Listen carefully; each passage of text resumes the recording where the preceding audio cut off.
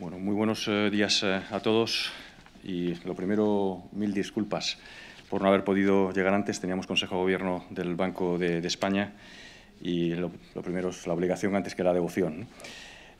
Creo que mi presentación, las palabras que voy a tratar de transmitirles, complementan bien el final de lo que Juan María Nin, al menos lo que yo he podido escuchar, estaba diciendo, porque voy a tratar de hablar, sí, de cuál es la situación económica más reciente, pero sobre todo me gustaría poner el énfasis en cuáles son los retos de medio plazo estructurales de la economía española, las reformas pendientes, ¿no?, que le llamaba Juan María. Y también creo que está también bien encuadrado en lo que ha sido el encuentro que han tenido ustedes hoy, hablando primero de seguros, en segundo lugar también de sistema financiero en general, sector bancario. Yo voy a tratar de abrir el abanico a todo el entorno macroeconómico. Para eso voy a hacer uso también de algunas transparencias. Por supuesto, también quiero agradecer al presidente de la Mutualidad de la Abogacía, a don Enrique Sanz, la oportunidad que me brinda. Y la estructura de la presentación que voy a hacer va a ser, en primer lugar, sí, efectivamente, focalizarme unos minutos en cuál es la evolución más reciente de la economía global, de la economía del área del euro y de la economía española, y luego una segunda parte en la que voy a tratar de enfatizar cuáles son esos retos estructurales, también algunas de las mejoras estructurales que ha tenido la economía española en los últimos años, pero sobre todo enfatizar los retos que, desde mi punto de vista, deberían ser la prioridad del Gobierno que se forme tras las elecciones que tenemos en tan solo unos días. Bien, en cuanto al entorno internacional, creo que es evidente para todos ustedes que este contexto es ahora más complejo del que vivíamos hace solamente un año. Quizá, como siempre, los números son más ilustrativos que cualquier otra cosa. El crecimiento del PIB mundial se ha desacelerado hasta el entorno del 2,8% interanual en el segundo trimestre del año 2019. Esto es un punto porcentual más bajo del que teníamos hace solamente un año. Y, además, todas las proyecciones macroeconómicas, que son las que se ilustran en la transparencia de la izquierda, se han ido progresivamente revisando a la baja para prácticamente por todas las instituciones y para prácticamente todas las jurisdicciones. Y, de hecho, pues se prevé que el avance del PIB global de este año sea el más bajo desde la crisis financiera internacional. Una característica particularmente relevante de lo que ha pasado con la economía mundial en los últimos trimestres tiene que ver con el comercio internacional. La contracción y la evolución negativa de la economía internacional se debe o está muy correlacionada con lo que le ha pasado al comercio internacional y, evidentemente, esto tiene que ver con la incertidumbre que ha generado las tensiones comerciales, la guerra comercial, si quieren ustedes, prefieren esta palabra, que se inició entre Estados Unidos y China, pero que progresivamente ha ido afectando a todas las jurisdicciones, dado que las cadenas de valor globales hoy impiden que las relaciones puramente bilaterales tengan solo efectos bilaterales, sino que afectan, por supuesto, al conjunto de la economía. Esto también es lo que explica que haya sido el sector manufacturero el que se haya visto particularmente afectado por la desaceleración económica internacional y que el sector servicios haya vivido de una mejor manera esta evolución negativa, aunque también es verdad que los PMI, los indicadores adelantados de los PMI, también en los últimos meses han ido evolucionando a nivel global también de una forma negativa, lo cual es un indicador de un aumento de la probabilidad de que tengamos una ralentización mayor de la actividad global de la que esperábamos hace solamente unos trimestres. Una característica que también creo que es bastante evidente para todos ustedes, al menos si siguen la coyuntura económica internacional, tiene que ver con que esta ralentización de la economía global ha sido particularmente elevada y particularmente significativa en el área del euro. Y la razón fundamental por la que esto ha sido así es el grado de apertura. Acabo de explicar que ha sido una ralentización global que ha afectado esencialmente al comercio internacional como consecuencia de las tensiones comerciales, y la economía del euro, esto a veces se olvida, es probablemente la economía más abierta cuando uno lo mide, por ejemplo, por algunos indicadores como exportaciones más importaciones en porcentaje del PIB de todo el mundo, incluso casi 15 puntos más elevado que de la economía china y mucho más elevado de una economía mucho más cerrada como es la economía americana. Bien, algunos números de nuevo para ilustrar esta ralentización de la economía del área del euro. El PIB al año pasado creció algo por debajo del 2%, un 1,9%, que ya fue 7 décimas menos que lo observado en el año 2017, y para este año pues, la mayor parte de los analistas están previendo crecimientos en el entorno del 1%, lo cual es de nuevo una desaceleración de casi un punto porcentual en relación con la que observábamos hace un año, ¿no? También en el área del euro, como en el caso de la economía global, el sector manufacturero ha sido el más afectado, aunque progresivamente también se está viendo el sector servicios afectado. Y por áreas geográficas estamos viendo una cierta heterogeneidad, siendo la economía alemana la más abierta de todas las economías europeas y con un peso de las manufacturas más importante que en otros países, la más afectada negativamente, aunque también hay que subrayar el estancamiento del crecimiento económico que está viviendo prácticamente la economía italiana en el último año. Es quizá también importante subrayar que los datos más recientes, es decir, los correspondientes al tercer trimestre,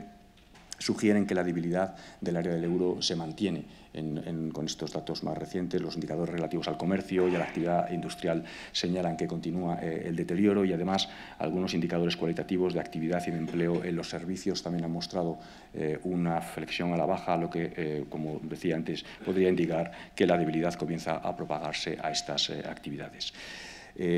Además, se está produciendo una desaceleración del empleo en el área del euro, en particular de las horas trabajadas, que, como saben, en algunos países, en particular en Alemania, ante perturbaciones que se consideren transitorias, es el mecanismo habitual de ajuste, pero que, evidentemente, si se prolongara en el tiempo esta mala evolución de la economía, este fenómeno transitorio de reducción de las horas podría acabar teniendo efecto sobre el conjunto del empleo y no solamente sobre las horas. Y esto anticipa, de hecho, un modesto crecimiento del consumo privado en el área del euro en los próximos trimestres, que hay que subrayar que el consumo privado ha sido el principal elemento que ha estado detrás de la expansión del crecimiento económico del área del euro en los últimos años, ¿no? Y por esto es en sí mismo preocupante. Bien, en este contexto, el Banco Central Europeo, la institución a la que pertenezco en su Consejo de Gobierno, revisó en septiembre sus previsiones, una vez más, sus previsiones macroeconómicas, de tal manera que proyecta ahora un crecimiento del 1,1% para el año 2019 y del 1,2%, o sea, solo ligeramente superior para el año 2020. Y quizá lo más importante no solamente es esa revisión a la baja del escenario central de crecimiento, sino que el Consejo de Gobierno del Banco Central Europeo enfatizó que todos los riesgos que vemos, el balance de riesgos que vemos de elementos ajenos o internos también a la propia economía, nos muestran riesgos a la baja, ¿no? Y esto tiene que ver con la posibilidad de un exacerbamiento de las tensiones comerciales, la incertidumbre relativa al Brexit y también otras cuestiones geopolíticas mundiales que están generando un importante incremento de la incertidumbre. Bien, en cuanto a la inflación, que como saben ustedes es el mandato, el objetivo del mandato del Banco Central Europeo, esta continúa en niveles muy reducidos y, además, esto no es un fenómeno reciente, sino que la inflación subyacente, por ejemplo, lleva estancada prácticamente con movimientos arriba-abajo en el entorno del 1%, y solo para darles una cifra de este fenómeno de reducida inflación que estamos viviendo en los últimos años, pues en los últimos 10 años la inflación subyacente se ha situado en el entorno del 0,9%, 1%, que es un punto más bajo de la que habíamos experimentado en la expansión previa a la crisis económica, ¿no? De tal manera que, de nuevo, el Banco Central Europeo en sus últimas previsiones también revisó a la baja las previsiones, 1,2% para este año, 1% para el 2020 e incluso para el año 2021 una cifra del 1,5% de inflación esperada para ese año, que está muy por debajo del objetivo de inflación del Banco Central Europeo, que, como saben, es el close but below 2%, el 2%, ¿no? Y, además, un fenómeno que consideramos importante no solamente es que la inflación observada esté siendo reducida, que la inflación en el medio plazo también esté alejada de nuestro objetivo de inflación, sino que las mediciones de las expectativas de inflación a más largo plazo que uno puede calcular a través de los mercados, mirando, por ejemplo, los swaps de inflación, de expectativas de inflación de 5 años en 5 años, es decir, en horizontes muy largos, de casi 10 años, están ahora mismo en mínimos históricos, tras haber bajado, reducido paulatinamente desde finales del año pasado. Y es este contexto de una revisión a la baja del escenario central de crecimiento del PIB del área del euro, de revisión a la baja también del escenario de previsiones de inflación del área del euro y de énfasis en los riesgos a la baja para ese escenario central, en el que uno debe entender las decisiones de política monetaria que el Banco Central Europeo adoptó a principios de septiembre y que, como saben ustedes, les resumo muy brevemente en qué consistieron, aunque entiendo que las conocen perfectamente. Se aprobó una rebaja de 10 puntos básicos en el tipo de interés de la facilidad de depósito, ya estaba en el menos 0,4%, se sitúa ahora en el menos 0,5%. Se reforzó el forward guidance, lo que llamamos ahora el forward guidance, la comunicación hacia futuro de cuál puede ser la pauta futura de los tipos de interés, de tal manera que anunciamos que estos se mantendrán en los niveles actuales o inferiores hasta que se observe una convergencia sólida de las perspectivas de inflación hasta un nivel suficientemente próximo, aunque inferior al 2%, y dicha convergencia, y esto es un elemento importante, novedoso en la comunicación del Banco Central Europeo, esta convergencia de la inflación deberá reflejarse además de forma coherente en la evolución observada, es decir, no solamente en las expectativas de inflación, en las previsiones de inflación, sino también en la inflación observada. En tercer lugar, y esto es quizá lo que más atención mediática ha recibido, el Banco Central Europeo, el Consejo de Gobierno, acordamos reanudar las compras netas en el marco de nuestro programa de compra de activos a un ritmo mensual de 20.000 millones de euros a partir del 1 de noviembre, es decir, dentro de unos días comenzaremos y reanudaremos las compras netas sin un límite temporal definido. Al mismo tiempo, con el objetivo de mantener unas condiciones de financiación bancaria favorables, se modificaron las condiciones de la nueva serie de operaciones trimestrales de financiación a largo plazo con objetivo específico, las denominadas TLTRO 3, eliminando en este caso el diferencial de 10 puntos básicos que se había establecido sobre los tipos de interés aplicados a estas y ampliando también su plazo de vencimiento de 2 a 3 años. Y finalmente, también esto ha recibido bastante atención, con el fin de favorecer, y luego volveré con esta cuestión, la transmisión de la política monetaria a través de las entidades de crédito, se anunció el establecimiento de un sistema de 2 tramos, el famoso two-tier system, para la remuneración de las reservas, de forma que una parte del exceso de liquidez mantenido por las entidades a una parte de ese exceso de liquidez no se le aplicará el tipo de interés negativo de la facilidad de depósito. Algunos énfasis sobre estas decisiones de política monetaria que me gustaría realizar aquí hoy, ¿no? En primer lugar, lo que acabo de decir, el objetivo de estas medidas es contrarrestar el deterioro que estamos observando las perspectivas de crecimiento y de inflación. Es un paquete de medidas que se complementan entre sí, ¿no? Si uno trata de identificar modificación de los tipos a corto con actuación a través de las compras netas en los tipos de medios a largo plazo, lo que uno pretende es precisamente aliviar los tipos de interés en toda la curva de tipos de interés, y es este complemento de las medidas las que me parece relevante. Muchas veces los analistas se fijan solamente en una de ellas, pero es ese complemento, esa complementariedad, esas externalidades positivas de la complementariedad de las mismas la que me parece que es particularmente relevante, y quizá también enfatizar el papel señalizador que tiene la reanudación de las compras netas sin un límite temporal definido, que yo creo que este factor señalizador es importante en términos del compromiso que el Banco Central Europeo tiene con el objetivo del cumplimiento de su objetivo de inflación, un objetivo de inflación que, como hemos venido subrayando en los últimos meses, debe ser entendido en términos simétricos, es decir, que al Consejo del Banco Central Europeo le preocupa en la misma medida una inflación cuando esta es baja que cuando está por encima del objetivo de inflación, y que por tanto estaremos dispuestos a actuar para lograr nuestro objetivo con la misma intensidad y con la misma determinación cuando está la inflación está por debajo de nuestro objetivo que cuando lo está por encima de nuestro objetivo. Bien, un poco de publicidad sobre qué ha conseguido esta política monetaria en los últimos años, ¿no? A veces se nos olvida cuando se discuten las decisiones de política monetaria del Banco Central Europeo. La investigación económica más reciente lo que nos dice es lo que se trata de subrayar en este gráfico, en el que se ve el impacto estimado, de acuerdo con los modelos disponibles, que ha representado la política monetaria del Banco Central Europeo en los últimos años, tanto para el crecimiento del área del euro como para la inflación, y como pueden comprobar, está incluso la desagregación por cada uno de los instrumentos, el efecto ha sido muy importante. Una mención, como decía antes, al caso de los tipos de interés negativos. Es verdad que no tenemos evidencia concluyente de que hasta el momento hayan perjudicado la oferta de crédito bancario, pero también es verdad que no podemos descartar que el mantenimiento de tipos muy reducidos durante un periodo adicional potencialmente amplio pueda acabar teniendo alguna consecuencia negativa sobre el canal de transmisión de nuestra política monetaria. Y esto es precisamente lo que explica las medidas mitigadoras puestas en marcha por el BCE en forma de remuneración escalonada del exceso de liquidez. El objetivo que tienen es precisamente paliar el impacto negativo sobre la rentabilidad bancaria del nuevo recorte en la remuneración de las reservas y así asegurar así un carácter expansivo sobre la actividad y la inflación de las reducciones de los tipos de interés en el contexto actual. Bien, esto en cuanto al entorno internacional. ¿Qué le está pasando a la economía española? Es evidente que la economía española pues, no ha quedado ajena a esa desaceleración, aunque también es verdad que ha vivido y sigue viviendo crecimientos económicos que superan a la media del área del euro, ¿no? Por ejemplo, los indicadores que miden la confianza de los agentes han tendido a experimentar un deterioro gradual desde el comienzo de 2018, que, como digo, en todo caso ha sido menos acusado que en el conjunto del área del euro.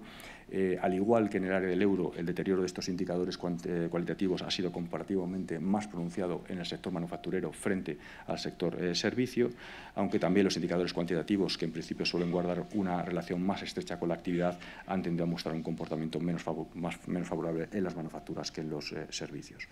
Un área en el que se ha hecho patente la desaceleración de la actividad es el mercado de trabajo, y ya tenemos la información correspondiente al tercer trimestre completa, tanto de los afiliados a la Seguridad Social con datos mensuales como la EPA correspondiente al tercer trimestre, y los números así lo muestran, ¿no? El crecimiento del empleo de acuerdo con la afiliación a la Seguridad Social fue en septiembre en tasa interanual del 2,4%. Hay que recordar que en diciembre del año pasado el empleo estaba creciendo en el entorno del 3,1%, y lo mismo cuando uno observa la encuesta de población activa referida al tercer trimestre, que fue publicada, como saben ustedes, la semana pasada, se desprende una moderación del ritmo de creación del empleo desde el 3,2%, el que estaba creciendo en el último trimestre del año pasado, hasta el entorno del 1,8% interanual que desprende que muestra la encuesta de población activa publicada, como digo, la semana pasada. Y es en este contexto en el que, de nuevo, las últimas proyecciones macroeconómicas, en este caso del Banco de España, que fueron publicadas en el día 24 del pasado mes de septiembre, prevén que la economía española experimente en el próximo bienio una moderación de su ritmo de crecimiento,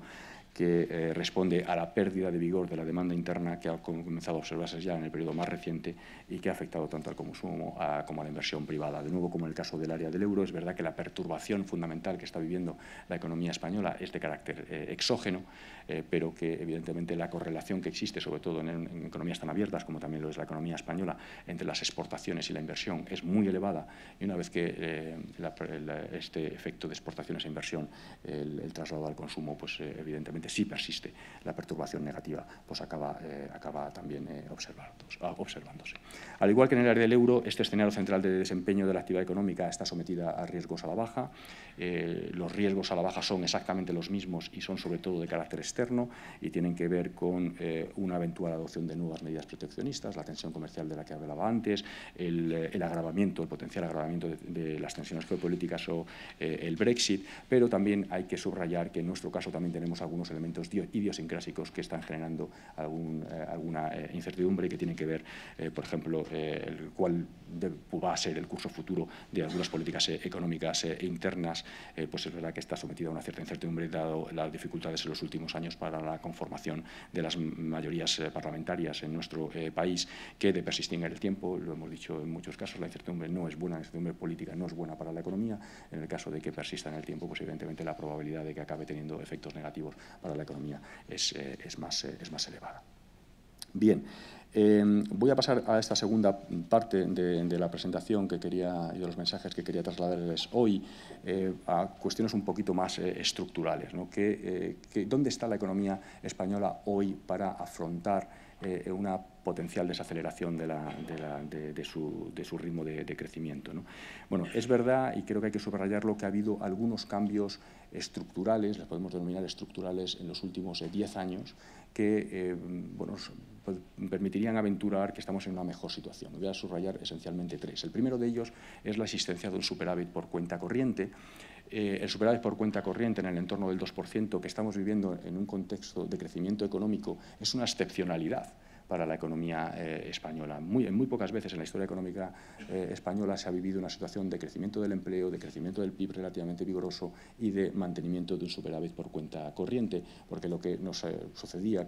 habitualmente, tradicionalmente, era que en cuanto la economía empezaba a crecer, se generaba un déficit por cuenta corriente muy elevado por la elevada dependencia del ahorro externo que esta economía tenía. ¿Qué es lo que ha cambiado esencialmente en la economía española para que estemos manteniendo este superávit por cuenta corriente? Pues esencialmente que las ganancias de competitividad de la economía, como consecuencia, entre otros factores, de las reformas del mercado de trabajo que se realizaron, pues ha sido muy importante.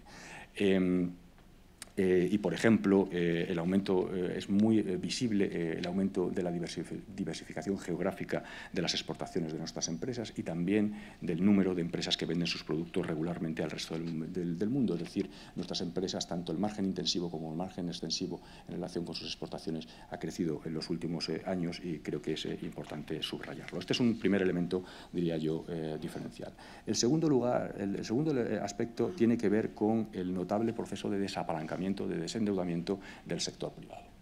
Los números son absolutamente vertiginosos. La ratio de deuda privada de las familias y de las empresas españolas sobre PIB ha caído en más de 70 puntos, por ejemplo, más de 40 puntos en el caso de las empresas no financieras y el resto, como siempre, un proceso más lento en el caso de las familias, lo cual también les debería colocar en una situación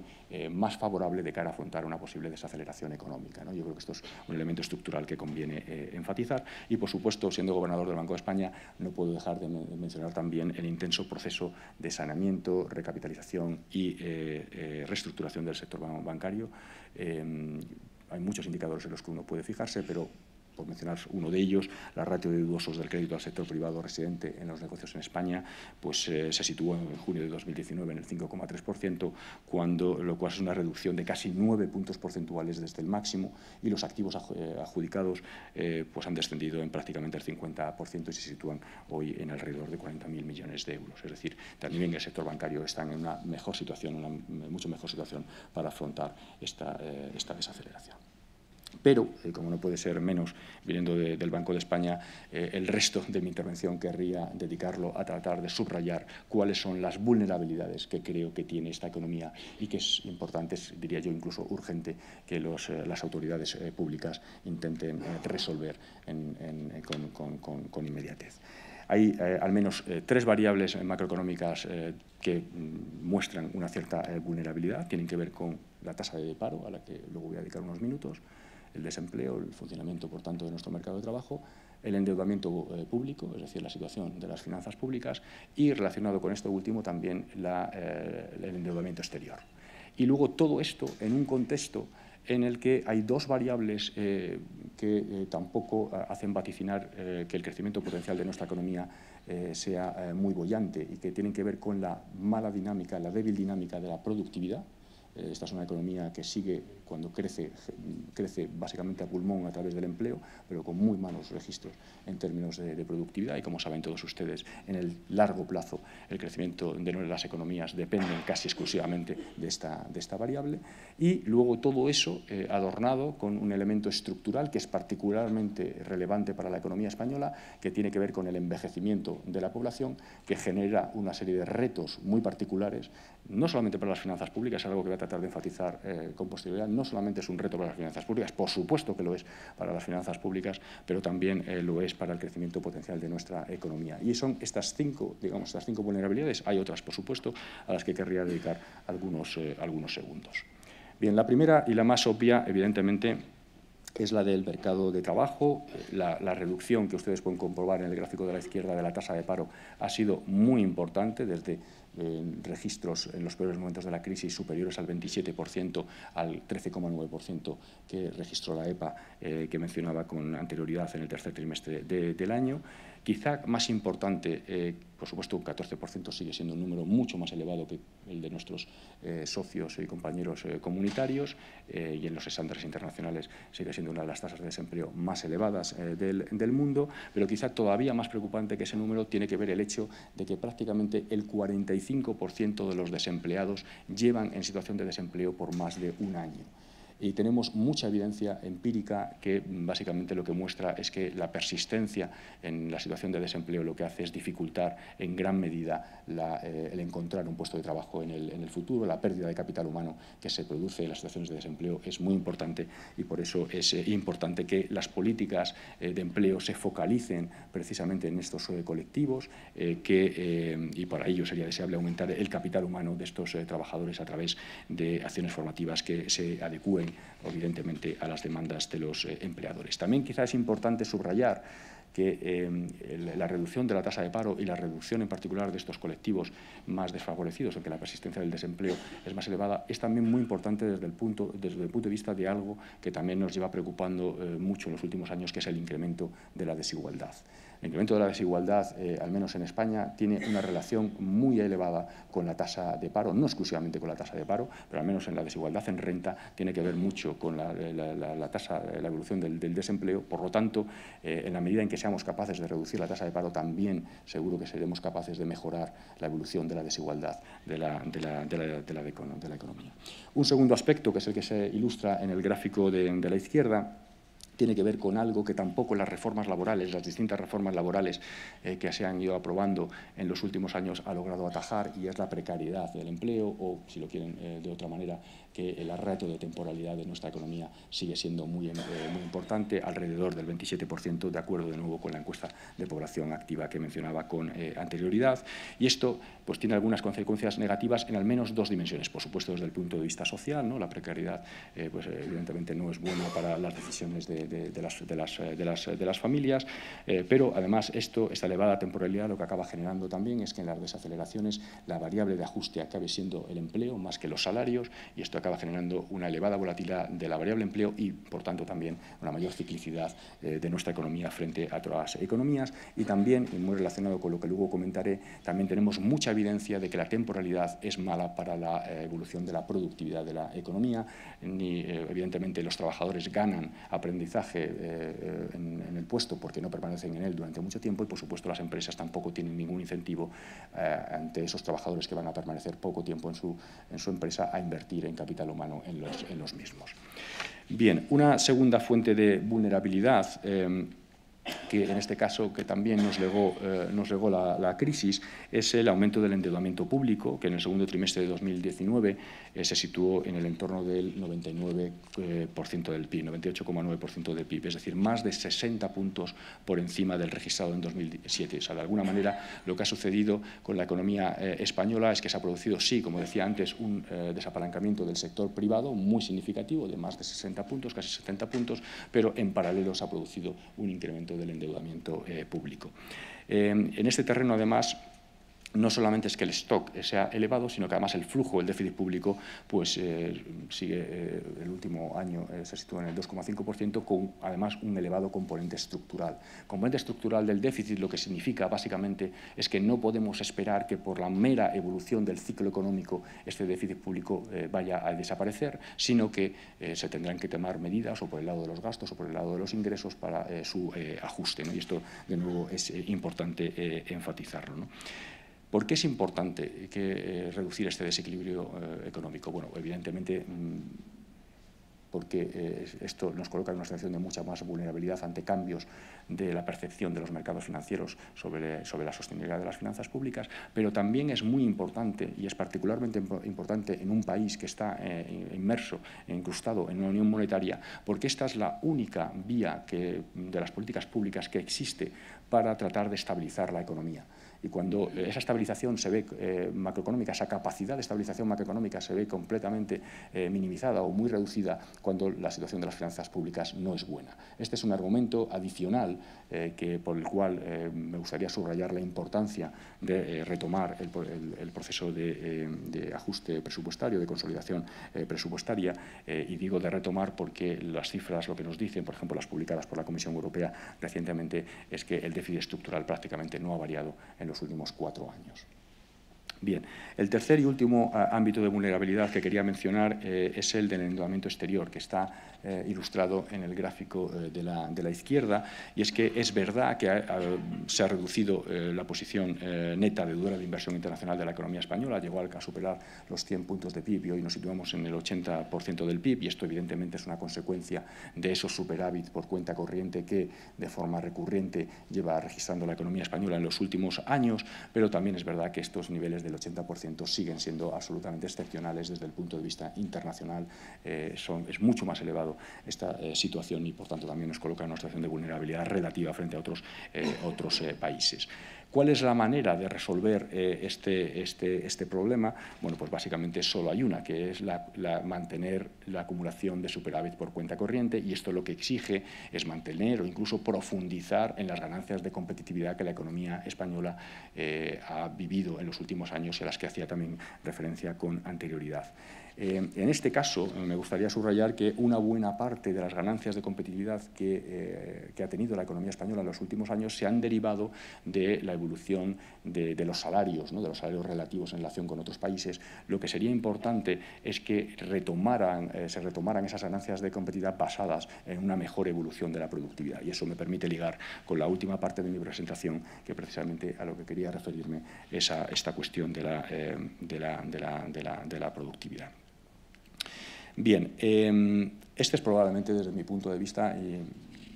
no me pongo dramático, pero sí serio, es probablemente el problema estructural más importante que tiene la economía española en la actualidad y que ha tenido en la economía española en los últimos 40 años. Y les voy a tratar de ilustrar. No solamente es, como decía antes, que el crecimiento de largo plazo de las economías depende esencialmente de la evolución de la productividad. Una vez que uno ha llegado a utilizar todos los factores productivos, el empleo y el capital, la única fuente de crecimiento económico de largo plazo se deriva de la evolución de la productividad.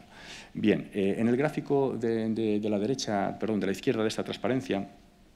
tienen la dinámica de la productividad total de los factores, es decir, una vez que uno ha eliminado precisamente la contribución de los factores productivos, es decir, la productividad genuina, ¿no?, la productividad total de los factores, lo que trata de medir es precisamente la eficiencia de la economía, para la economía española y también para el área del euro, pero déjenme también incluso compararla con la de los Estados Unidos, ¿no? En el caso de Estados Unidos, el 80% del incremento en la renta per cápita de Estados Unidos desde el año 48, desde 1948, puede atribuirse al crecimiento de la productividad total de los factores. Esto básicamente significa que, en términos anuales promedio, la PTF, la productividad total de los factores en Estados Unidos, ha crecido a un ritmo de alrededor del 2%. Bien, ¿cuáles son los números para España? Bueno, pues para España ha crecido en los últimos 25 años aproximadamente a un 0,2% anual, es decir, un 10% de lo que ha crecido en la economía americana, que también incluso, este 0,2% está incluso por debajo de la media europea, que tampoco tiene registros muy importantes en términos de productividad. La media de la eurozona, de acuerdo con las estimaciones de la Comisión Europea, se sitúa en el 0,5%. 2% en Estados Unidos, 0,5% en el caso europeo, 0,2% en el caso de la economía española. Y esto, si me permiten, un cálculo muy sencillo de que, si en ese periodo de los últimos 25 años la PTF española se hubiera comportado como la del área del euro, ya no digo como la de Estados Unidos, sino como la del área del euro, la renta per cápita alcanzaría hoy en nuestro país casi el 92% de la media del área, cuando hoy representa solamente el 87%. Bien, aquí lo difícil, evidentemente, este es el diagnóstico de lo que nos ha pasado. Ahora lo interesante es, evidentemente, analizar, tratar de diagnosticar qué está detrás de esta mala evolución de la productividad, y es un fenómeno muy complejo que en absoluto hay que trivializar, y seguro que no vamos a encontrar, en el análisis económico disponible no lo encuentra, sino que hay muchos factores que están detrás de esta mala evolución de la productividad. Déjenme mencionar al menos dos. El primero tiene que ver con que el tejido empresarial español está conformado en mayor medida que en otros países por empresas más pequeñas y menos productivas. Esto es un aspecto muy importante. El segundo tiene que ver con una cierta también ineficiencia de los mecanismos de asignación de los recursos, que facilita la supervivencia y el crecimiento de empresas de baja productividad. Bien, estos dos hechos, que uno puede documentar con evidencia empírica para el caso español y en términos relativos con respecto a otros países, desde mi punto de vista tiene que ver con, no exclusivamente, pero desde luego sí de una manera importante, con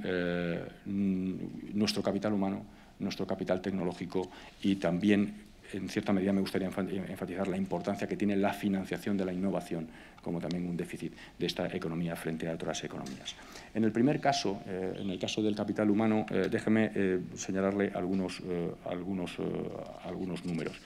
De nuevo, quiero empezar con un elemento positivo. Es absolutamente evidente que en el periodo democrático el capital humano, medido, por ejemplo, por el número de personas que han alcanzado la educación universitaria en este país, ha aumentado de una forma muy significativa. Eso es evidente y es particularmente evidente, por cierto, para el caso de las mujeres. Pero, sin embargo, es verdad que hay algunos indicadores que muestran que tenemos un reto todavía muy importante en relación con el sistema educativo en general y con el capital humano. Por ejemplo, el bajo rendimiento de nuestros alumnos en los exámenes estandarizados a escala internacional es indicativo de que la calidad del sistema educativo español presenta márgenes de mejora muy importantes. Un número que a mí siempre me parece particularmente relevante es la tasa de abandono escolar. El 18,3% de los estudiantes en la población entre 18 y 24 años abandonan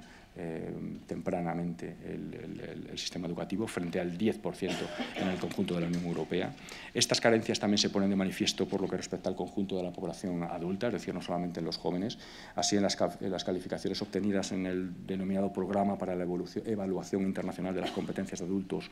para la población con edad a trabajar y referidas al razonamiento matemático y a la comprensión lectora, España se sitúa en la última y en la penúltima posición respectivamente cuando uno se compara con los países de la OCDE. Por otro lado, según los datos de Eurostat, en España el 40,5% de los autónomos, el 35% de los empleadores y el 33% de los trabajadores por cuenta ajena tienen un nivel de estudios muy bajo, que son porcentajes significativamente superiores que en el conjunto del área del euro, 25%, 20% y 20% respectivamente, es decir, en algunos casos diferencias de más de 15 puntos porcentuales. España presenta también un déficit en términos de la proporción de la población con perfiles relacionados con disciplinas como la ingeniería o las matemáticas, que en principio uno tendería a pensar que en un entorno de desarrollo y de cambio tecnológico serían quizás las más importantes. Por ejemplo, el 9% de los graduados universitarios en España pertenece a titulaciones de las ramas de matemáticas, ciencias o informática, frente al 14% en Alemania o al 11% en la Unión Europea. De tal manera que, básicamente, toda esta información lo que nos dice es que sería aconsejable replantearse el diseño institucional del sistema educativo, así como el contenido del currículum y el propio sistema de aprendizaje. La segunda cuestión que quería también enfatizar tiene que ver con el capital tecnológico. De nuevo, la evidencia empírica que existe sobre el efecto positivo que tiene el capital tecnológico, las actividades de investigación y desarrollo en general sobre la productividad es ingente. Esta relación es positiva y fuertemente positiva. Y de nuevo, en el caso español, el grado de intensidad de las actividades de I+D también son malas en relación y en comparación con otros países. De nuevo, algunos números. La proporción de empresas innovadoras, por ejemplo, según Eurostat, esta proporción es de alrededor del 34% en España. En Francia es el 53%. Y en Alemania es casi el 70%. Es decir, tenemos un porcentaje de empresas innovadoras mucho más reducido que otros países. O el gasto en I+D, tanto público como privado, 0,54% del PIB en 2017 en el caso del público, 0,66% en el caso del privado. Esto representa un 26% y un 54% inferiores a los registros observados en la media europea. ¿A qué se debe esta brecha de capital tecnológico entre España y sus socios europeos? Bueno, pues se debe, al menos en parte, a algunas características estructurales que limitan la capacidad de innovación de las empresas, como el déficit de capital humano al que ya me he referido, o el sesgo de la estructura productiva hacia sectores con bajo contenido tecnológico. Pero creo que también es importante mencionar que hay algunas deficiencias en la financiación, en el mecanismo de financiación del sector tecnológico en España. El sector tecnológico siempre tiene una dificultad de financiación frente a sectores más tradicionales, y esto tiene que ver con la presencia de asimetrías de información entre empresas y financiadores, así como la existencia de riesgos inherentes, que son distintos y de largo plazo y mayores, más elevados que en el caso de las economías ya establecidas, ¿no? Que tienen las empresas tecnológicas sobre todo tienen retornos de más largo plazo. Los mercados de capitales, de alguna manera, a veces palían estos problemas de asimetría informativa, pero hay que tener en cuenta que en países como España, que tiene una elevada bancarización del crédito, pues evidentemente es más difícil paliar estos problemas. Y aunque es verdad que en los últimos años se está produciendo, en primer lugar, un cierto proceso de desintermediación financiera, la emisión vía renta fija y bonos en general por parte de las empresas no financieras españolas ha crecido de una manera muy significativa, sobre todo en términos relativos cuando uno lo compara con el crédito bancario. Y en segundo lugar también hay algún aspecto positivo en que los bancos hoy, la concesión de crédito bancario está mucho más relacionado con la productividad, y esto se lo pueden se ilustra en este gráfico en el que básicamente se ve la correlación estimada y controlando por un conjunto de variables entre la concesión de crédito a las empresas no financieras y la productividad total de los factores de las empresas. Como pueden comprobar, antes de la crisis esta relación era incluso negativa, al menos en el margen, y se ha convertido en positiva y significativa en el periodo más reciente, lo cual es particularmente relevante y particularmente positivo para financiar actividades que en principio pueden ser muy productivas como la del sector productivo. En cualquier caso, creo que esta mejora relativa en la asignación del crédito bancario no debería ser óbice para el desarrollo de productos financieros específicos que faciliten la financiación y el crecimiento a empresas innovadoras de reducida dimensión y o de nueva creación. En un país como España, donde el tejido empresarial está conformado fundamentalmente por pequeñas empresas, esto es especialmente relevante, dado que estas empresas carecen generalmente de garantías reales, presentan una elevada incertidumbre en la generación de los flujos de caja futuro y no disponen de ratings crediticios que permitan a los inversores tener una referencia acerca del riesgo asociado a las inversiones en ellas. Y finalmente, me van a permitir que le dedique también un par de minutos al último de los retos que mencionaba en mi introducción, que es el demográfico. Creo que esto es evidente para todos, pero de nuevo está ilustrado en este gráfico la combinación de una baja tasa de natalidad, una alta longevidad y la próxima jubilación de la generación conocida como del baby boom, básicamente lo que va a generar es un incremento de la tasa de dependencia muy importante en nuestra economía, que además es incluso, al menos las proyecciones que Eurostat genera y también las del Instituto Nacional de Estadística Español, es incluso más importante este incremento de la tasa de dependencia que en otros países. Básicamente, de acuerdo con el INE, por ejemplo, si la tasa de dependencia está en alrededor del 30% en el año 2019, se espera que alcance casi el 60%, es decir, que prácticamente se duplique como consecuencia de esa combinación de factores de baja natalidad, alta longevidad y jubilación del baby boom, de la generación del baby boom, que se duplique en las 3 próximas décadas. Bien, ¿cuáles son los retos que genera el envejecimiento poblacional? El que siempre se enfatiza y el más obvio es el que tiene que ver con la presión que genera sobre un conjunto de aspectos de nuestro estado de bienestar, gasto en dependencia, gasto en pensiones y gasto sanitario. Y evidentemente es importante que las autoridades afronten con prontitud este reto, de acuerdo con las preferencias sociales, evidentemente, para precisamente garantizar la viabilidad de ese estado del bienestar. Pero quizá me gustaría subrayar hoy algunos otros aspectos que son menos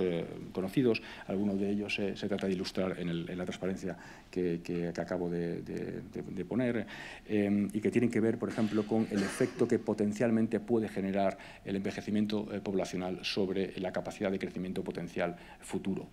que tiene que ver no solamente con lo obvio, y es evidentemente menos personal, menos población, significa menos empleo potencial en la economía y, por tanto, menos crecimiento potencial, pero que también sabemos, y esto es lo que se ilustra en el gráfico, que existe una relación negativa entre mayor tasa de dependencia, mayor población envejecida, por tanto, y el crecimiento de la productividad, ese aspecto que acabo de subrayar con anterioridad como uno de los aspectos más importantes y más débiles de los elementos estructurales de la economía española. Pero también esto lo querría subrayar, y con esto ligo con el principio de mi intervención hoy,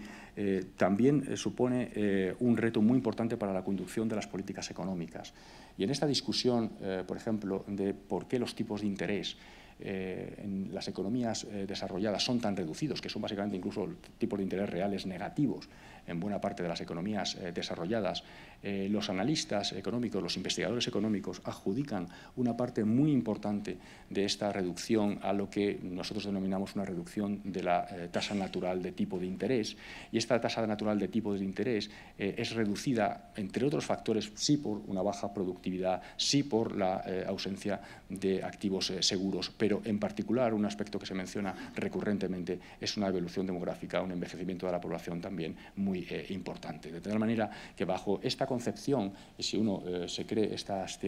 teorías, y yo me las creo, los tipos de interés bajos están causados básicamente por algunos elementos estructurales que evidentemente tienen consecuencias luego para la conducción de las políticas monetarias, en este caso por parte de los bancos centrales. Y no solamente lo es para la política monetaria, sino también afecta a la política fiscal y, de nuevo, no solamente en la evolución futura de los gastos, del gasto público en pensiones, del gasto público en sanidad, del gasto público en cuidado de la dependencia, sino también en los ingresos públicos. Solamente les menciono dos cuestiones. Los sistemas impositivos en Europa en particular están mucho más sesgados al factor trabajo que al factor capital. Evidentemente, si el empleo potencial se reduce, pues puede que genere efectos negativos también sobre la capacidad recaudatoria de los países, salvo que se modifique la estructura impositiva. Y del mismo modo también sabemos que la población adulta o mayor frente a la población joven tienen distintos patrones de consumo. Y también sabemos que los tipos impositivos del IVA, por ejemplo, son